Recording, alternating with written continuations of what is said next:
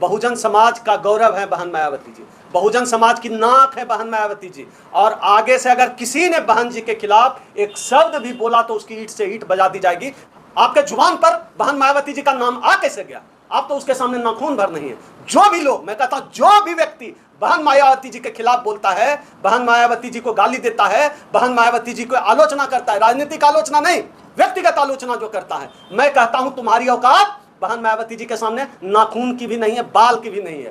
बहन मायावती जी को चले हैं गाली देने, आलोचना करने। बहन मायावती जी बनने के लिए कुर्बानी करनी पड़ती है, त्याग करना पड़ता है। मान्यवर कांसीराम की पूरी विरासत है। जब हम लोग गुजरते हैं ना नोएडा से, लखनऊ से, जब पार्क से गुजरते हैं ना, हम लोगों का सीना फूल के इतना हो जाता है। भैया पार्क जो बनाया है ना, देखो क्या पार्क बनाया है। तुम्हारा बनाया हुआ 4 दिन का पुल, ये शिवाजी की मूर्ति बनाई थी वो ढह गया, पुल ढह गया, बिल्डिंग ढह जा रहा है। उस भाजपा विधायक ने बहन जी को अपमानित करने का काम किया। उसको चेता देना चाहता हूं, औकात में रहो, नहीं तो छठी का दूध याद दिला दिया जाएगा अगर एक महिला का अपमान करोगे, अगर बहन जी का अपमान करोगे। कोई दलित मोटरसाइकिल से चले, कार से चले, मूछ रख ले, घोड़ी पे चढ़ के धूमधाम से शादी करने जाए, भारतीय जनता पार्टी को जब इतना बर्दाश्त नहीं होता है तो सोचिए एक दलित महिला, उसमें भी मुख्यमंत्री बनी हुई, कैसे बर्दाश्त हो जाएगा? जी के ऊपर समय समय पर अटैक होते रहते हैं, मतलब गलत भाषा का प्रयोग किया जाता है। इस बार बीजेपी के एक नेता ने बहन जी को निशाना बनाया है, चारों तरफ उसकी आलोचना हो रही है। ये बहन जी को इतना हल्का क्यों समझते हैं? क्या कहना चाहोगे पूरे मामले को लेकर? जिसने भी बहन जी को लेकर अभद्र टिप्पणी की है, हमारे भाई चंद्रशेखर ने कहा है कि जूते से पीटना चाहिए। वो अधूरा बयान है। चंद्रशेखर जी को ऐसा नहीं बोलना चाहिए कि जूते से पीटना चाहिए। चंद्रशेखर जी को बोलना चाहिए कि फटे हुए जूते से पीटना चाहिए।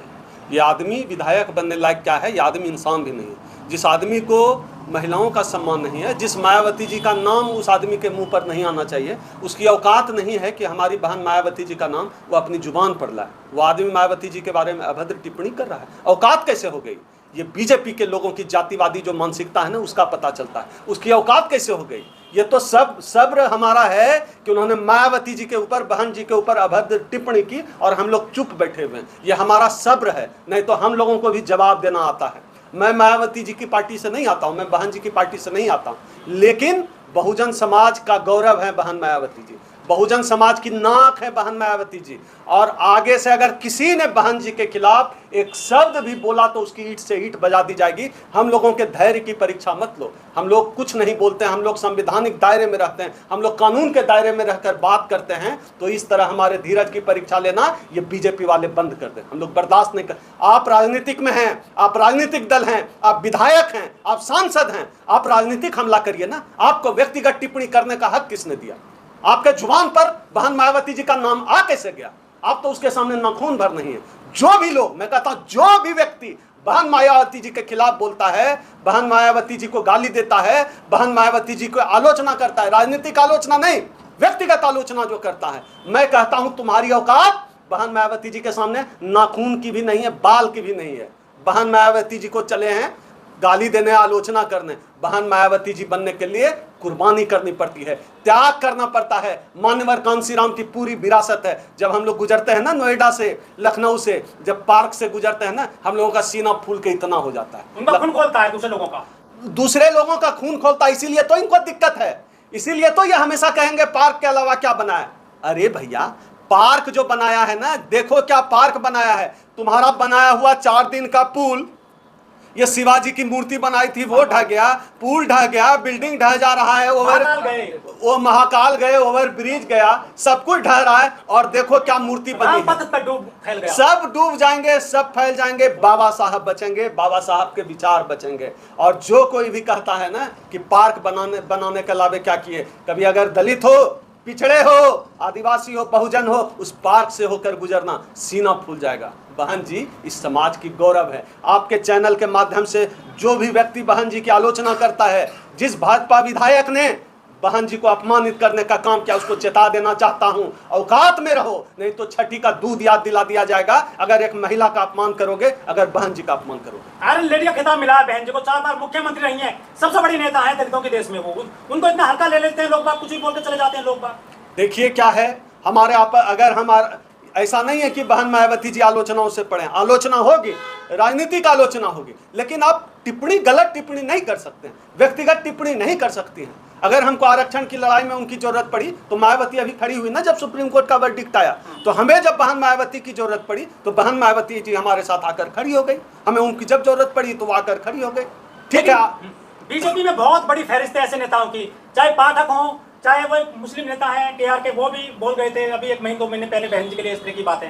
देखिए, भारतीय जनता पार्टी अपने मूल चरित्र में मनुस्मृति को मानने वाली पार्टी है। भारतीय जनता पार्टी अपने मूल चरित्र में, अपने व्यवहार में, अपने आचार व्यवहार संस्कार में दलित विरोधी है।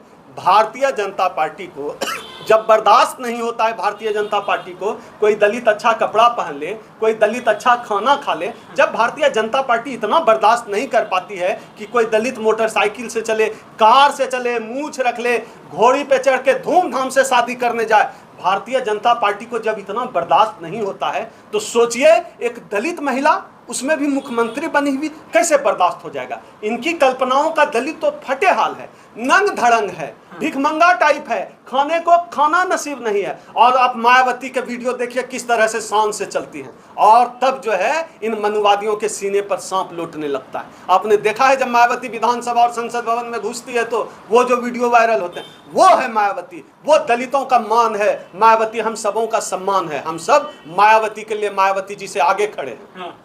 लेकिन ये जो बीजेपी के लोग हैं, ये तो दलितों घर में खाना खाते हैं, अभी देखिए खुद पैर धोए थे। अभी चुनाव आ गया है, आगे आगे देखिए होता है क्या। अभी असली तमाशा अब शुरू होगा। हरियाणा है, उत्तर प्रदेश में उपचुनाव है, बिहार में चुनाव है, झारखंड में चुनाव है, जम्मू कश्मीर में दलित मूवमेंट उस तरह से नहीं है, हिंदी बेल्ट में जिस तरह से। अब असली खेल शुरू होगा। अब अमित शाह जी दलित के घर खाना खाएंगे, अब नरेंद्र मोदी जी जो है दलितों का पैर धोएंगे, अब योगी जी जो है किसी चमार का जो है पैर धो के चाटेंगे, चूसेंगे, पिएंगे। अब चुनाव आ गया है भैया, अब दलितों का इनको वोट चाहिए। अब देखिए क्या क्या ये करते हैं। लेकिन बीजेपी के लोगों को दलितों के वोट चाहिए, दलित वोट चाहिए, दलित नेता कोई पसंद नहीं है इनको। दलित नेता नहीं, दलित ही नहीं चाहिए। बीजेपी के नेता को वैसा दलित ही नहीं चाहिए जिसके मुंह में जुबान हो। बीजेपी को ऐसा दलित ही नहीं चाहिए जिसके शरीर पर अच्छा कपड़ा हो। बीजेपी को ऐसा दलित ही नहीं चाहिए। हमारे साथी जयवीर जी देखिए चकाचक व्हाइट शर्ट पहने हुए रेमंड का, ये कमीज कम से कम 5,000 का होगा। ऐसा दलित चाहिए ही नहीं बीजेपी को।